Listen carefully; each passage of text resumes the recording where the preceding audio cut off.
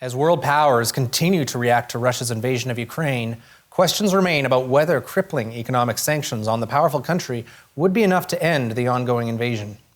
Canada and other Western allies have targeted Russia's finances and economy. This, while Foreign Affairs Minister Mélanie Joly is pushing the International Criminal Court to speed up its investigation into Russia for possible war crimes. Well, joining us now to help unpack these developments is the Honourable Stockwell Day, Consultant and former International Trade Minister.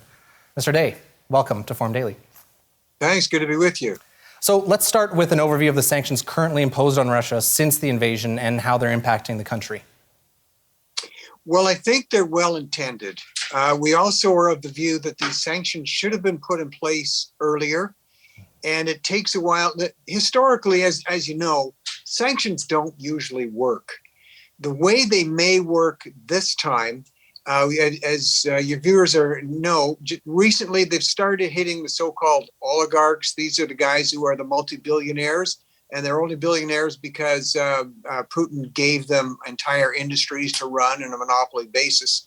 So when they see their assets reducing in value or in fact drying up, they are going to put pressure. The hope is they put pressure back onto him. And then so you go from that level, then go all the way down to the street level where people like you and I live. And we've seen the lineups at the ATM machines, the lineups at the banks as the so-called SWIFT system, the world bank transfer system, starts to close in on people. They're not going to be able to get their money out. So what the hope is there that there's a two-pronged pressure that's going to squeeze him into realize he's made some bad decisions here.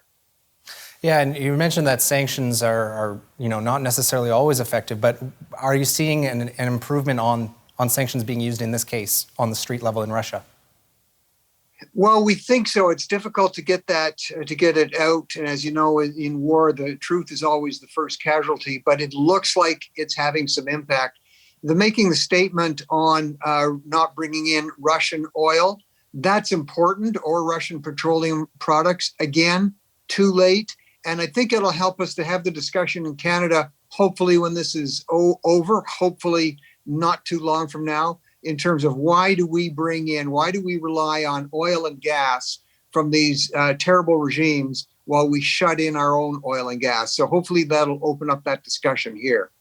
Yeah, interesting to mention, oil and gas imports being banned. How significant is oil and gas exports to the Russian economy? Think of it this way. That's a great question. When I was Minister of Finance in Alberta, and of course, Alberta was all about oil and gas, direct oil and gas effect on the budget was around 19-20%, something like that. So it's significant. But in Russia, we're talking 40, we're talking 50%, depends on their sales principally into Europe. So if they could have access, but if we'd quit closing down the pipelines, if they could have access to North American high-grade, highly refined natural gas, they wouldn't have to rely on the Russian component of that and be at the mercy of the Russian government and of Putin. So I suppose really the big question here is, will these sanctions have impact on Russia's military actions in Ukraine currently? That's probably, in terms of direct intervention on their forces now, probably not. I've just got from about 2 hours ago, regional reports from around Ukraine that I shared. Some of these similar one I shared on air here with you a couple days ago. But you've got like in Lviv, which is about 450 miles from Kiev. There's this network that I'm in touch with. They run women's shelters, they run men's rehab centers, they run orphanages. All of those communities are under threat. They're taking kids out of orphanages. This is happening in Lviv itself. The population of Lviv has doubled because people are rushing in there, and there's no homes there's left to fill. There's hotels they can't get. They're sleeping in cars. And then if you go down to Lux, which is in the northwest, situation there where missiles have just hit the airport there. Thankfully, the planes were gone, but they're close to Belarus there. So they're exposed if Belarus starts to get in. In the city again to the north and the west, these are in areas that Putin claims that really are Russia anyway.